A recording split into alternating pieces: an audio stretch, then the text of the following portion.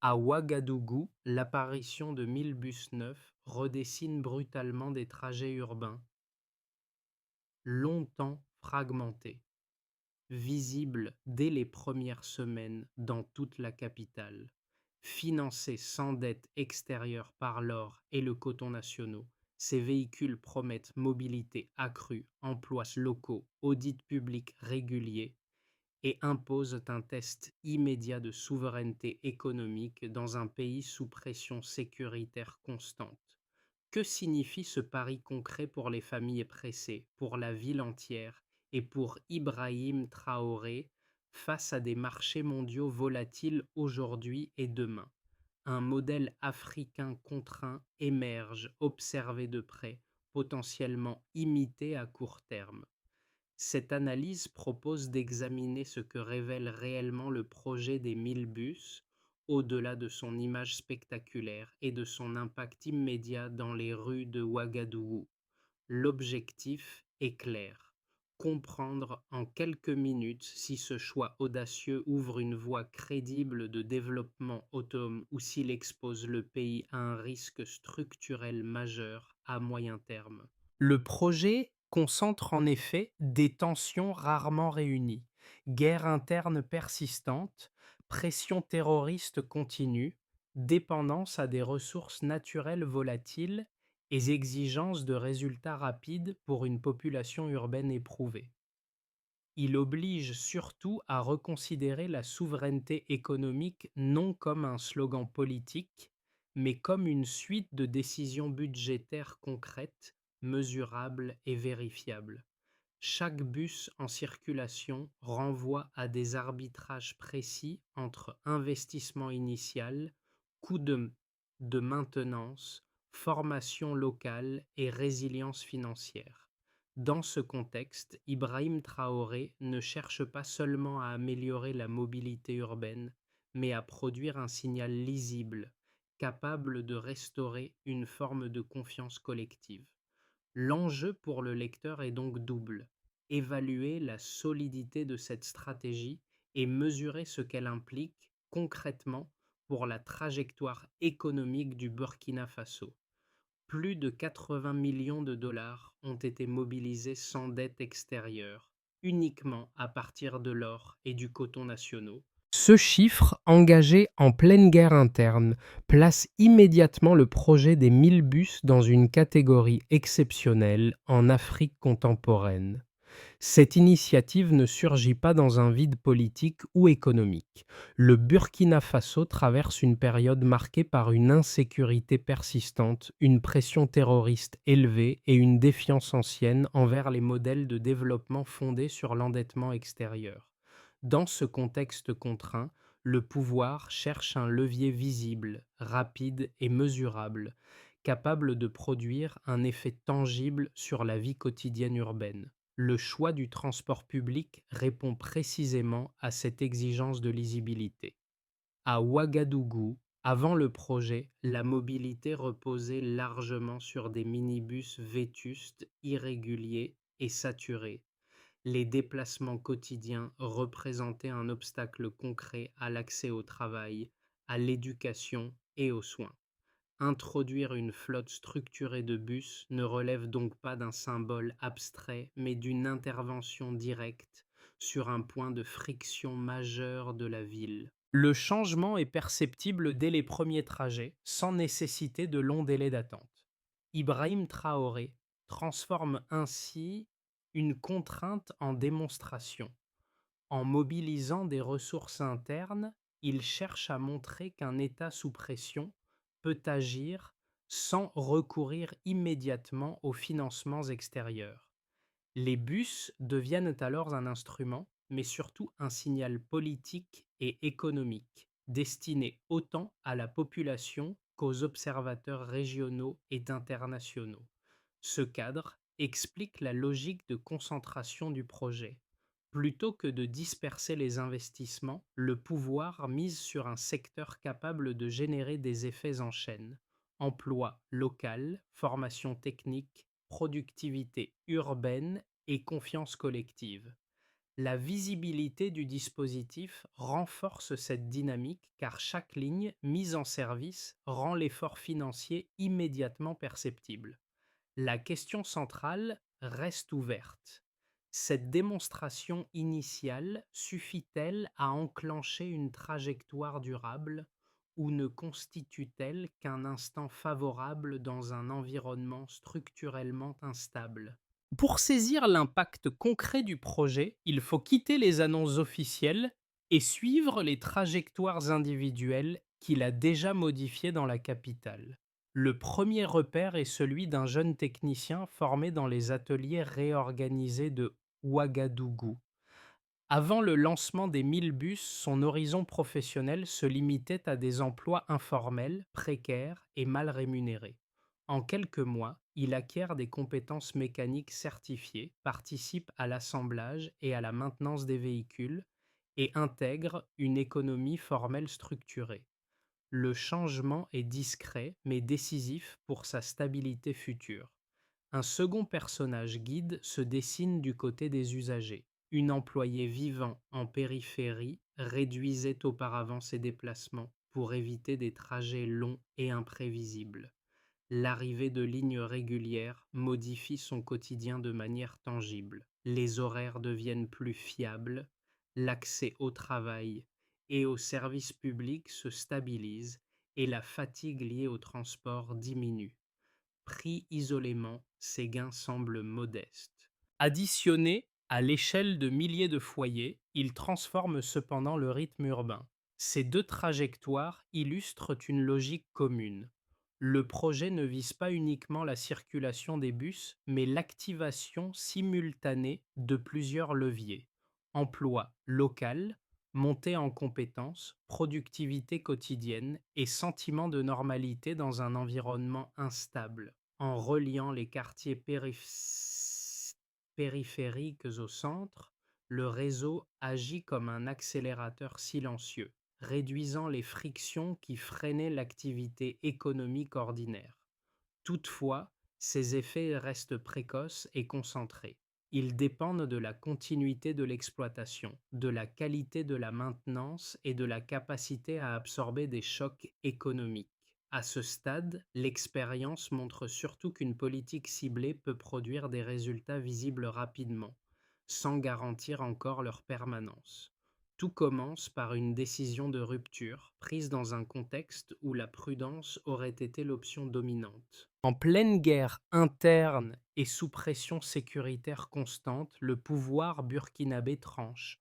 Le projet des 1000 bus sera financé sans aucun recours à la dette extérieure. Cette décision n'est pas annoncée comme un symbole, mais comme un engagement opérationnel immédiat.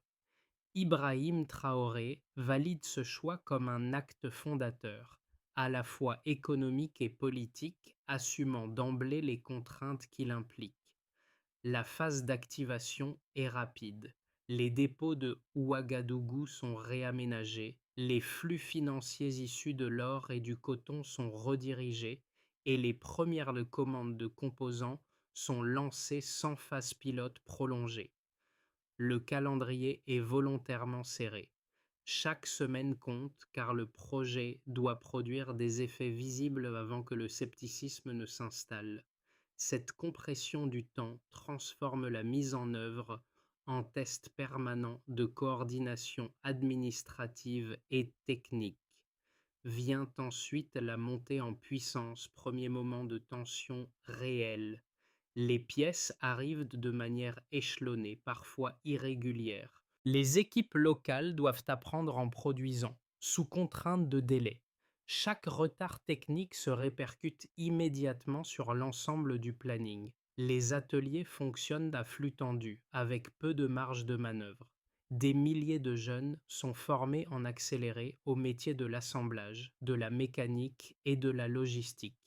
Cette phase révèle une contrainte centrale du modèle. L'absence de financement externe supprime les amortisseurs habituels. Chaque problème doit être résolu en interne,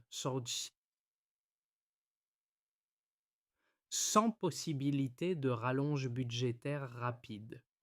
Le point culminant survient avec la mise en circulation progressive des premiers bus. La ville change de rythme. Des lignes visibles apparaissent, les horaires se stabilisent et les habitants commencent à adapter leurs déplacements. Le scepticisme initial cède la place à une adoption pragmatique.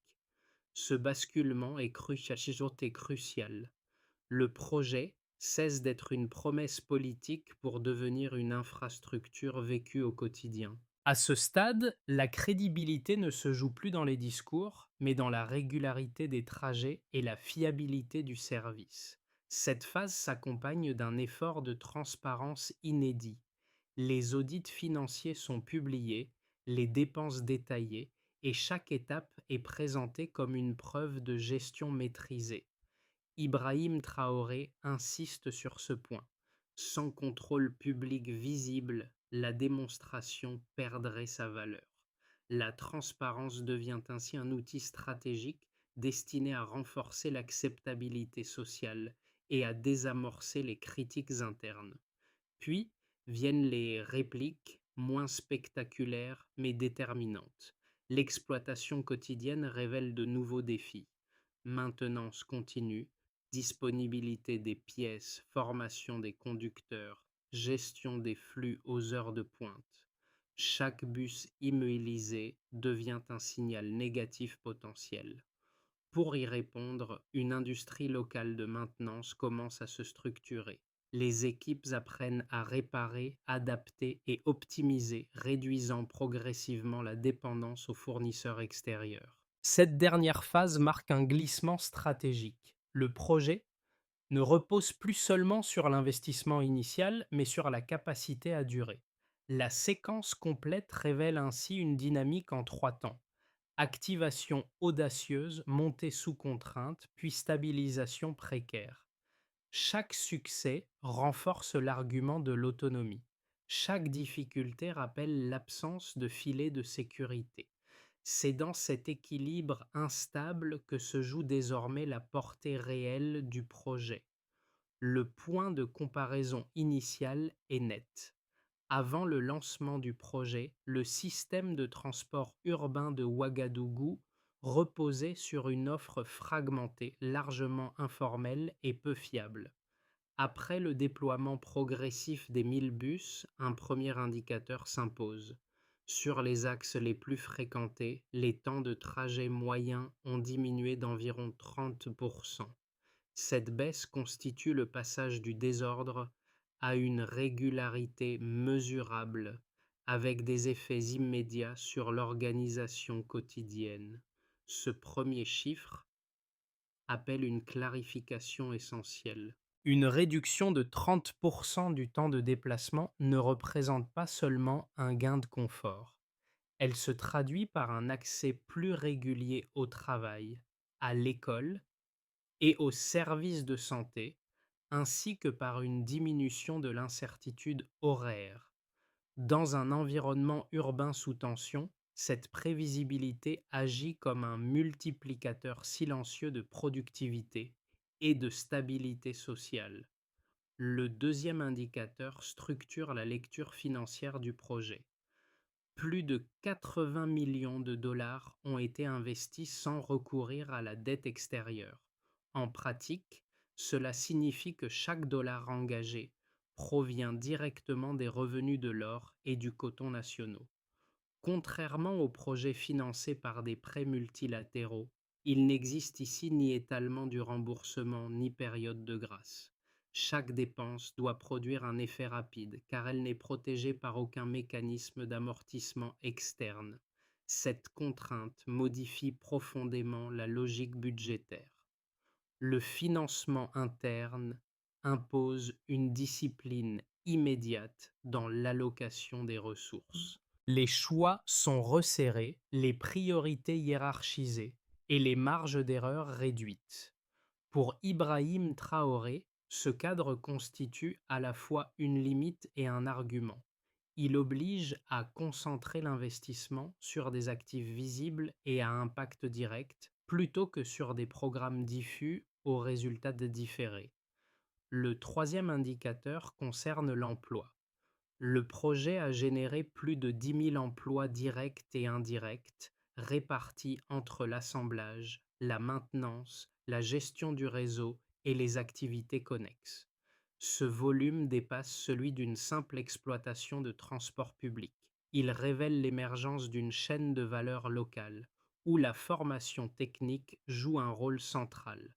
Chaque poste créé correspond à une compétence acquise, potentiellement réutilisable dans d'autres secteurs mécaniques ou industriels. Ces chiffres doivent toutefois être interprétés avec prudence. La réduction des temps de trajet reste concentrée principalement dans la capitale et ses périphéries immédiates. L'impact économique demeure donc spatialement limité. De même, les emplois créés dépendent étroitement du maintien de la flotte en circulation. Une baisse prolongée des revenus issus de l'or ou du coton fragiliserait directement cette dynamique. Un dernier élément chiffré mérite attention, bien qu'il soit indirect. La publication régulière des audits financiers introduit un mécanisme de stabilisation non monétaire. La transparence réduit le risque de détournement, améliore la confiance interne et renforce l'acceptabilité sociale du projet. Dans un contexte de défiance historique envers la gestion publique, cet effet agit comme un facteur de performance complémentaire. Pris ensemble, ces indicateurs dessinent une trajectoire cohérente mais conditionnelle. Ils démontrent la faisabilité opérationnelle à court et moyen terme, sans prouver encore la soutenabilité à long terme. Ibrahim Traoré s'appuie sur ces données pour défendre l'idée qu'un État sous contrainte sécuritaire peut mobiliser efficacement ses ressources internes, à condition d'en mesurer précisément les résultats. La question décisive demeure ouverte. Ces chiffres résisteront-ils aux chocs externes et au cycle des marchés mondiaux, ou ne constituent-ils qu'une photographie favorable dans une séquence instable? Les critiques du projet avancent d'abord un argument de vulnérabilité macroéconomique. Financer une infrastructure majeure à partir de deux matières premières expose mécaniquement le dispositif aux fluctuations des marchés mondiaux. L'or et le coton peuvent connaître des variations rapides indépendantes des décisions nationales. Dans un pays soumis à une pression sécuritaire élevée, une baisse prolongée des revenus pourrait réduire la capacité à entretenir la flotte, à payer les salaires et à renouveler les équipements. Selon cette lecture, l'absence de dette extérieure supprime un amortisseur financier traditionnel plutôt qu'elle ne renforce la résilience. Un second argument porte sur le risque de concentration géographique et sectorielle. Les bénéfices observés se concentrent largement à Ouagadougou, laissant de côté une grande partie du territoire. Les emplois créés, bien que significatifs, restent liés à un secteur unique.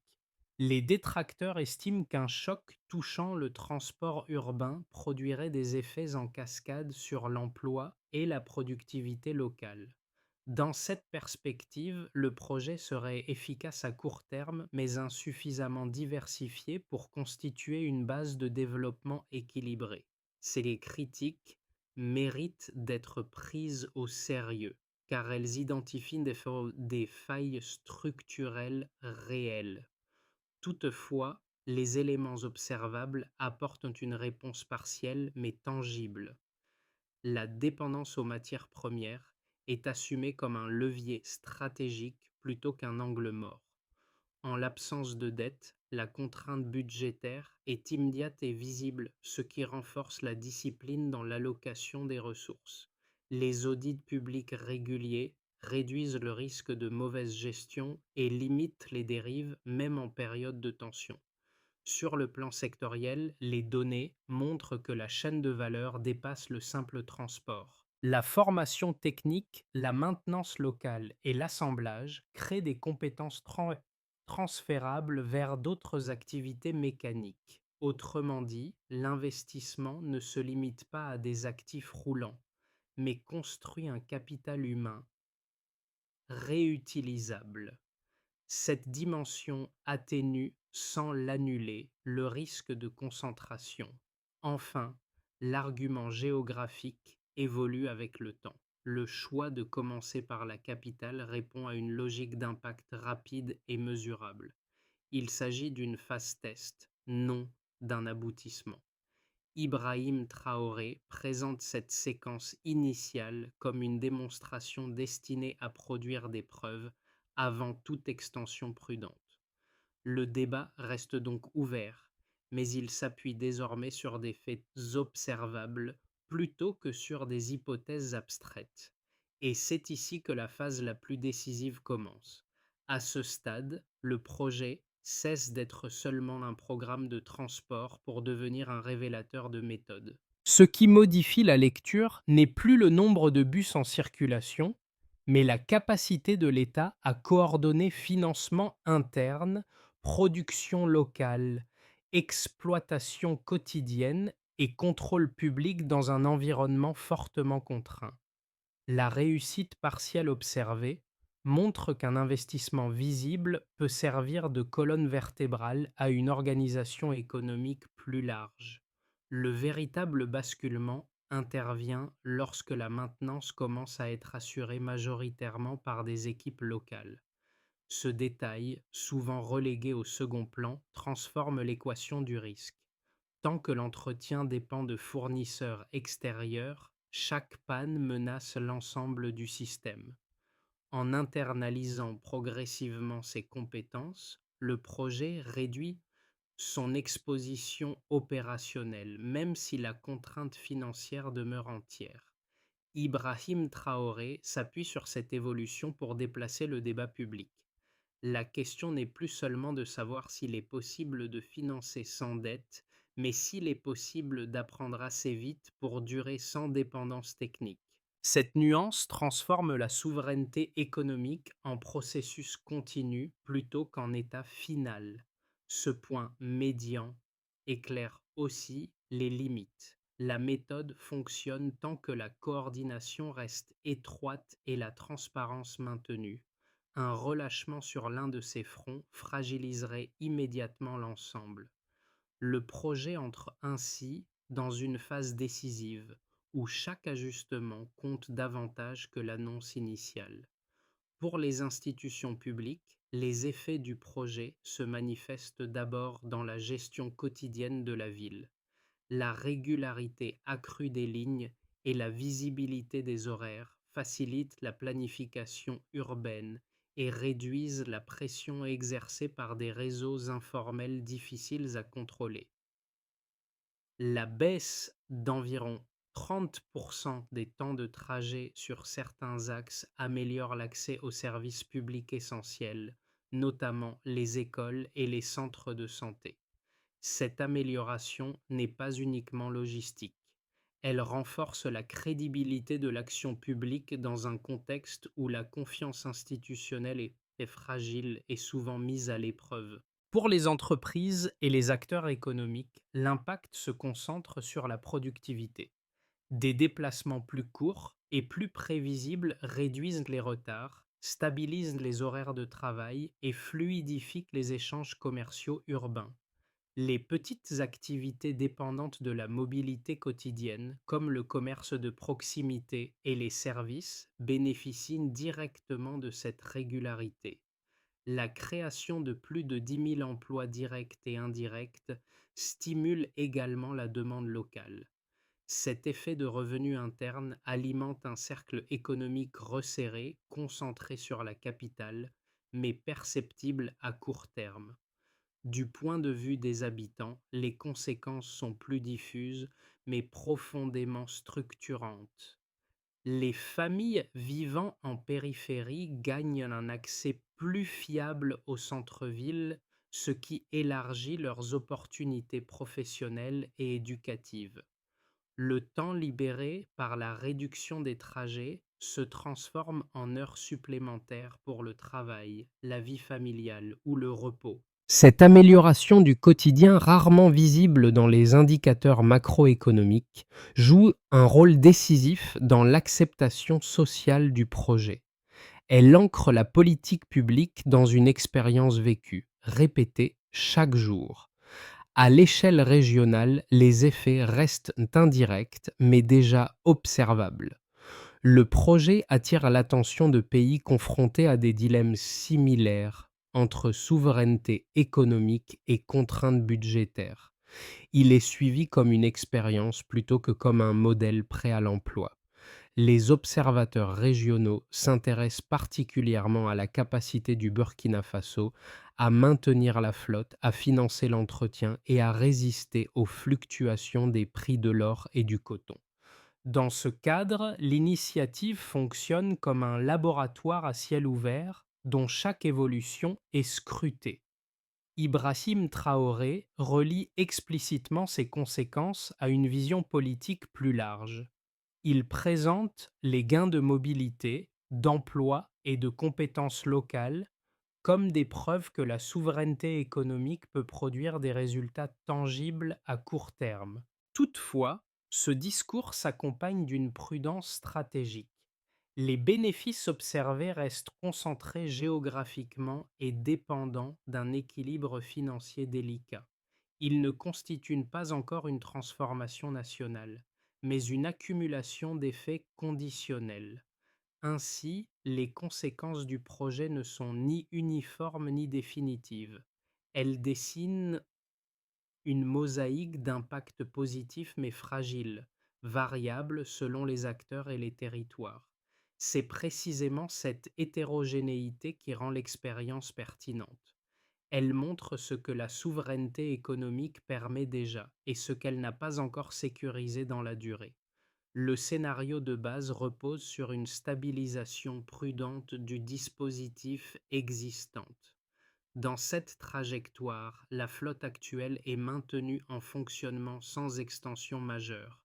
Les revenus issus de l'or et du coton restent suffisants pour couvrir les coûts de maintenance, tandis que les recettes liées à l'exploitation du réseau contribuent partiellement aux dépenses opérationnelles. L'objectif n'est pas l'expansion, mais la fiabilité. Ce scénario consolide l'expérience comme preuve de faisabilité dans un environnement contraint, sans prétendre à une transformation structurelle à l'échelle nationale. Un scénario plus favorable suppose une conjoncture internationale relativement stable et une situation sécuritaire qui ne se dégrade pas. Les prix des matières premières se maintiennent à un niveau soutenable, la coordination administrative reste efficace et la maintenance locale gagne en maturité. Dans ce cas, le projet pourrait être étendu progressivement à d'autres centres urbains, avec la création de nouveaux ateliers et l'élargissement des programmes de formation. L'enjeu serait alors de transformer une réussite concentrée en levier de politique industrielle plus large, sans renoncer au principe de financement interne. Cette trajectoire renforcerait la crédibilité régionale du modèle et ouvrirait la possibilité de partenariats ciblés, choisis plutôt que subis. Le scénario de tension met en lumière les fragilités du dispositif. Une baisse brutale des revenus liés à l'or ou au coton, combinée à une intensification de la pression sécuritaire, réduirait la capacité à financer l'entretien et le renouvellement de la flotte. Des immobilisations prolongées affecteraient la régularité du service puis la confiance des usagers. À moyen terme, l'acceptabilité politique du projet serait fragilisée. Dans cette configuration, le débat sur le recours à des financements externes referait surface, non comme choix idéologique, mais comme réponse à une contrainte opérationnelle immédiate. Face à ces trajectoires contrastées, une recommandation de méthode s'impose. Plutôt que de parier sur un scénario unique, la stratégie la plus robuste consiste à préserver la flexibilité. Cela implique d'ajuster le rythme d'expansion, de renforcer la maintenance locale avant toute extension et de diversifier progressivement les sources de revenus internes. La transparence financière doit rester un pilier, car elle constitue un stabilisateur essentiel en période d'incertitude. Ibrahim Traoré présente cette approche conditionnelle comme une manière de gouverner sous contrainte en acceptant l'incertitude sans figer l'avenir dans une promesse irréversible. Les scénarios ne tracent pas un destin, ils dessinent un champ de possibles, dont la valeur réside dans la capacité à guider des décisions adaptatives au fil des mois à venir. Pour les travailleurs urbains, l'effet le plus immédiat concerne la gestion du temps.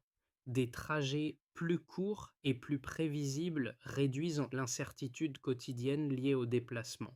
Cette stabilité améliore la ponctualité, limite la fatigue accumulée et permet une organisation plus fiable entre obligations professionnelles et vie familiale. L'impact est discret, mais il s'exerce chaque jour, produisant une forme de sécurité fonctionnelle dans un environnement marqué par l'instabilité. Chez les jeunes en formation, la transformation est plus structurante. L'accès à des ateliers d'assemblage et de maintenance offre des compétences techniques concrètes, rapidement certifiables et directement mobilisables.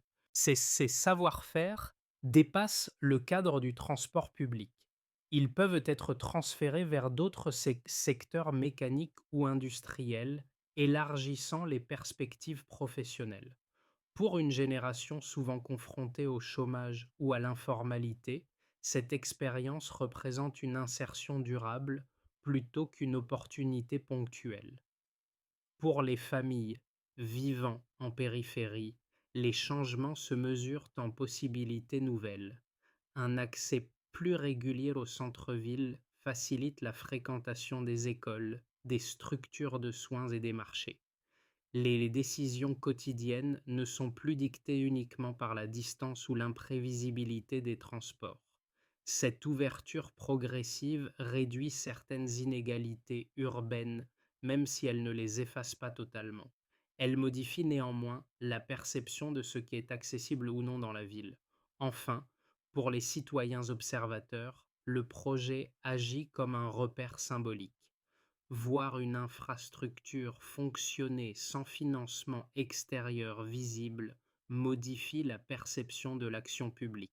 Cette dimension psychologique ne remplace pas les indicateurs économiques, mais elle influence l'adhésion collective. Elle nourrit l'idée que des résultats tangibles peuvent émerger d'un effort interne discipliné. Ainsi, l'impact humain du projet ne se résume pas à un bénéfice unique. Il se décline selon les situations, les âges et les territoires, dessinant une transformation progressive des attentes et des comportements. C'est dans cette accumulation de changements ordinaires que le dispositif trouve une part essentielle de sa portée. La première priorité consiste à inscrire la transparence financière dans la durée. La publication régulière des audits doit devenir une pratique institutionnelle stable avec des indicateurs simples et lisibles pour le public. Cette clarté limite les soupçons, renforce la confiance collective et réduit les risques de dérive dans un contexte de ressources contraintes. Sans ce socle, toute consolidation du projet resterait fragile. La deuxième étape vise à professionnaliser durablement les compétences locales. Les formations initiales doivent être complétées par des programmes continus pour les conducteurs, mécaniciens et gestionnaires du réseau. L'enjeu n'est pas seulement de maintenir les bus en circulation, mais de construire une expertise nationale capable d'anticiper les pannes et d'optimiser les coûts. Ibrahim Traoré présente cette montée en compétences comme une condition centrale de la résilience opérationnelle. Troisièmement, la diversification progressive des sources de financement interne devient indispensable. Sans renier le rôle central de l'or et du coton, l'État peut développer des revenus complémentaires liés à l'exploitation du réseau, à la publicité urbaine ou à des services associés. Cette diversification n'élimine pas le risque, mais elle amortit les chocs liés au cycle des matières premières.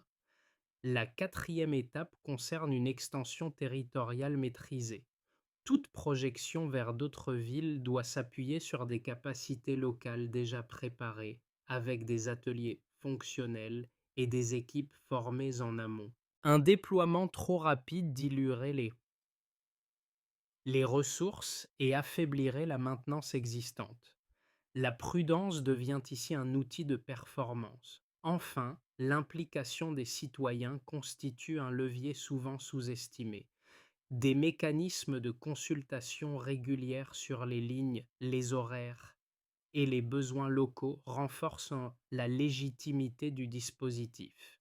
Ibrahim Traoré insiste sur cette participation comme un instrument de pilotage autant que comme un signal politique. Cette feuille de route ne garantit pas le succès. Elle définit toutefois des points de contrôle concrets, mesurables et ajustables, nécessaires pour transformer une réussite initiale en trajectoire soutenable. Dans les ateliers de Ouagadougou, un geste revient chaque jour, presque banal. Ajuster une pièce, vérifier un circuit, préparer un bus avant sa mise en service. Ce geste relie l'ensemble du projet à quelque chose de plus profond qu'une politique publique. Il incarne l'idée de produire, réparer et décider localement, malgré la guerre et l'incertitude économique qui pèsent en permanence. Ce motif renvoie aux effets observés depuis les premières mises en circulation. Des compétences ont été acquises, une mobilité plus fiable s'est installée et une confiance partielle s'est reconstruite dans l'action publique. Rien de spectaculaire pris isolément, mais une transformation concrète, visible dans la ville et dans les trajectoires individuelles. Chaque bus qui circule rappelle que la souveraineté économique ne se proclame pas, elle se pratique. Ibrahim Traoré inscrit cette image au cœur de son discours politique. Il ne promet pas une réussite définitive, mais une direction assumée, fondée sur l'effort interne, la discipline budgétaire et la responsabilité publique. Cette posture résonne dans un contexte africain marqué par la lassitude face aux modèles importés et aux promesses non tenues. Rien n'est acquis et tout peut encore basculer. Mais l'expérience laisse déjà une trace durable, celle d'un pays qui tente, ajuste et apprend à partir de ses propres moyens. Le projet des 1000 bus dépasse désormais le cadre d'une politique publique strictement nationale. Il devient un point de référence pour celles et ceux qui s'interrogent sur les alternatives possibles au modèle de développement fondé sur l'endettement extérieur. Sans être exportable telle qu'elle, l'expérience menée à Ouagadougou nourrit une réflexion plus large sur la capacité des États à mobiliser leurs ressources internes de manière visible, contrôlée et socialement utile. Cette expérience invite à un débat plus nuancé que les oppositions habituelles. Elle montre qu'il existe des marges de manœuvre, même sous contraintes sécuritaires, mais que ces marges exigent discipline, transparence et acceptation du risque. Elle rappelle surtout que chaque choix économique implique des arbitrages clairs dont les effets se mesurent autant dans la vie quotidienne que dans les équilibres financiers. Pour les observateurs, les chercheurs, les décideurs et les citoyens engagés, le cas burkinabé ouvre un espace de discussion plutôt qu'un modèle clé en main.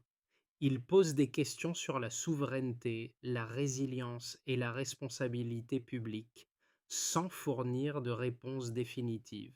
La valeur de cette initiative réside peut-être moins dans son issue finale que dans les interrogations collectives qu'elle suscite. À votre échelle, comment interprétez-vous cette tentative et quelles leçons méritent, selon vous, d'être débattues collectivement?